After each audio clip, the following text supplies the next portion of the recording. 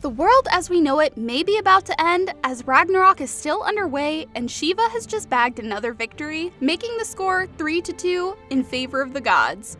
Kojiro Sasaki's win over Poseidon turned the tide for the humans in Season 1, and clever Brunhilde chose the perfect trickster to even out the score 2-2.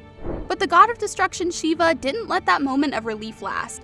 He utterly crushed humanity's champion in the 5th round, and things weren't looking good for the Earth Dwellers once again by the end of Record of Ragnarok Season 2. To be honest, Brunhilde and her bunch brought this upon themselves. They had the means and the power, but there were some clear-cut mismatches between the fighters in Record of Ragnarok Season 2, which, if they had been avoided, would have tipped the scale completely towards preventing humanity's extinction for another 1,000 years. But on the other hand, the gods weren't so perfect after all.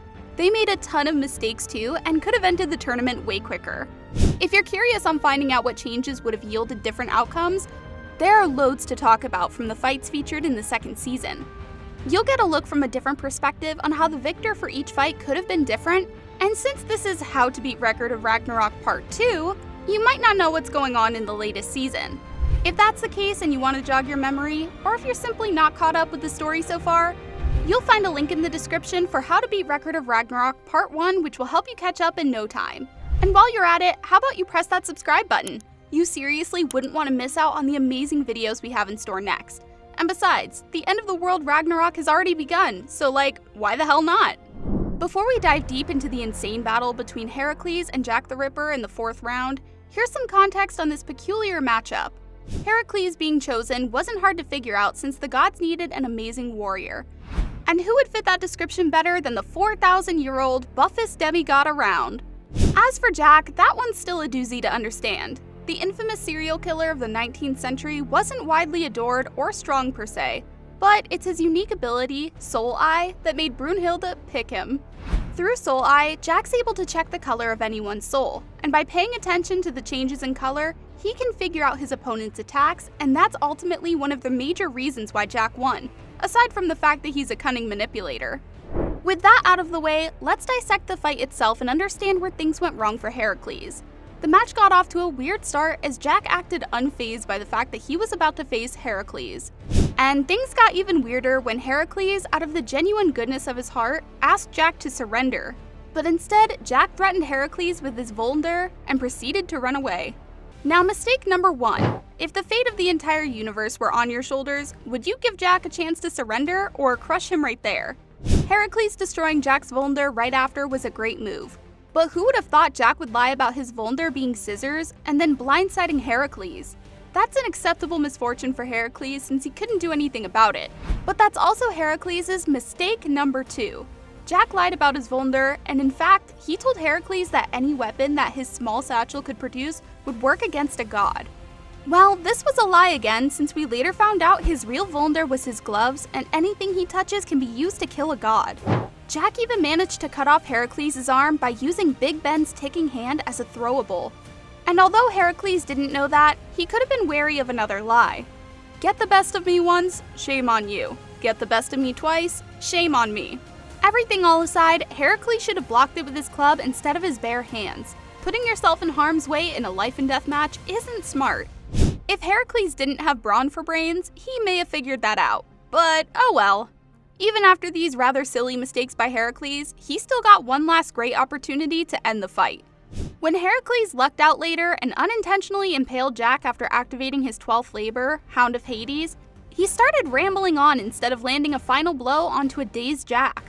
If you rewind the fight, you'll see Hercules doing that quite a lot, and that gets us thinking, who's the talkative one here? These 3 were the most obvious instances where Hercules could have turned the tables, but Hercules' kindness ultimately became his undoing. For anybody who doesn't identify as a human and is rooting for the gods instead, believe us, we don't judge. There were countless ways Hercules could have stomped on Jack. Just look at the guy. He's a beefy Giga Chad, and Jack's, well, just Jack. Although yeah, Jack's an intelligent and sly one. If Hercules had just not underestimated Jack and tried to be more cautious while taking advantage of every attack window, Jack would have without a doubt lost. But as far as temperaments go, Hercules' honorable mindset couldn't overwhelm the monstrosity of history's most terrifying killer. In a way, Hercules was doomed from the start.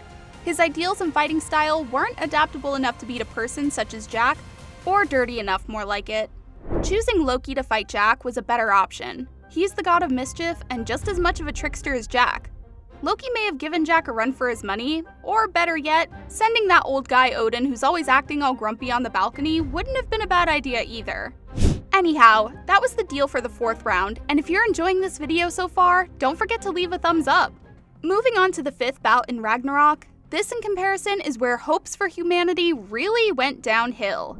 Despite putting up a fantastic display throughout the entire round, Raiden lost to Shiva. And that's even more disappointing to hear when you find out that Raiden clearly had the advantage during most of the fight, even though Shiva literally had an extra set of helping hands. And speaking of hands, there are going to be a lot of hand jokes, so bear with us. Between Raiden and Shiva, while both of them possessed admirable strength, Raiden had a little edge with his bulky build and taller stature. So the match started off pretty strongly in favor of Raiden. Raiden wasted no time and went straight for a dropkick. He kept on the offensive and landed a flurry of attacks on Shiva, and surprisingly, that brought the legendary God of Destruction to his knees this early on. But here's where things started going wrong for the greatest sumo wrestler of all time. First, when Raiden declared he was going to end the fight with a headbutt, he should have gone all out right there and then. By going all out, we mean unlocking his 100 seals. If you're landing a killing blow and on a god on top of that, then it's only logical for the last hit to be the strongest, so why hold back? This little slip-up cost Raiden some blood, but somehow he was able to recover from this and even managed to shatter one of Shiva's 4 arms. That was a really lucky break for Raiden, and he finally got the upper hand. Shiva regrouped afterward, but still wasn't in control. That was until Raiden made an unbelievable blunder. In the heat of the battle, Raiden went for his special technique, Shishimai, in which he leaps into the air with his back facing his opponent. Yeah, you heard that right. On what planet would that be a good move? You're up against a god, dude. Don't turn your back on him. Shiva didn't waste this golden opportunity and ruthlessly hammered away at Raiden with his fists. After taking a rough beating, now is the time Raiden chose to unlock his 100 seals. He let out an insanely strong punch and tore through 2 more of Shiva's arms. This was the first time Raiden was the one with more hands during this battle. Shiva eventually got mad and went god mode, becoming all red and intimidating, as if his 4 hands weren't already enough. He kicked Raiden, and there went the strongest sumo wrestler's upper hand during this fight. Literally. Then Shiva hit Raiden with a super kick, and there went his head as well. Raiden couldn't have done much once Shiva went god mode. His best bet was to release his 100 seals early on. But yeah, that does take a heavy toll on him, so it's easy to see why he didn't do that. If Raiden had been a little more focused on avoiding some moves instead of blocking them, and never used his Shishimai technique, things might have turned out differently. But all in all, Shiva never looked like he'd lose this one. Maybe if Shiva were against Adam, the results would have been different. Adam already possesses godlike might, and with his technique, the Eyes of the Lord, he can dodge any of his opponent's moves and then replicate them perfectly. In a fight, Adam could easily avoid all of Shiva's techniques by using his power and then hit Shiva back with the same attacks. It's unbelievably difficult to land a blow on Adam. Since his Eyes of the Lord will copy everything you do, all moves against him will become null and void. So yeah, if Adam was up against Shiva, the God of Destruction would be long dead. But as this isn't the case, let's hope humanity pulls through in the 6th round. Ragnarok is far from over as the tournament is still in its early stages. And Record of Ragnarok Season 2 Part 2 is also scheduled to arrive later this year with 5 more episodes. The finale left us with a shocking twist that Buddha, who's a god, will represent humanity. Nobody expected that, least of all the gods, and since that pissed them off really bad, they're sending Zerofuku, the god of misfortune, to teach naughty Buddha a lesson. We won't spoil much about Buddha versus Zerofuku, but just so you get amped up, know that Zerofuku is as strong as Hercules, as cunning as Jack, and as ruthless as Shiva. In one scene, Zero's tiny axe cleaver became larger than the entire arena, like 1,000 times its original size, and you can only imagine what happened to Buddha next. Who do you think won? Be sure to let us know in the comments below if you haven't read the manga. That's also a wrap on how to beat Record of Ragnarok Part 2. And if you loved the video, don't forget to subscribe as we'll be doing more of these in the future. As for what they'll be about, that's for you to decide. So hammer away at those requests in the comments. Or if you want a How to Beat Record of Ragnarok Part 3, you can let us know and we'll see what we can do after the new episodes finish airing.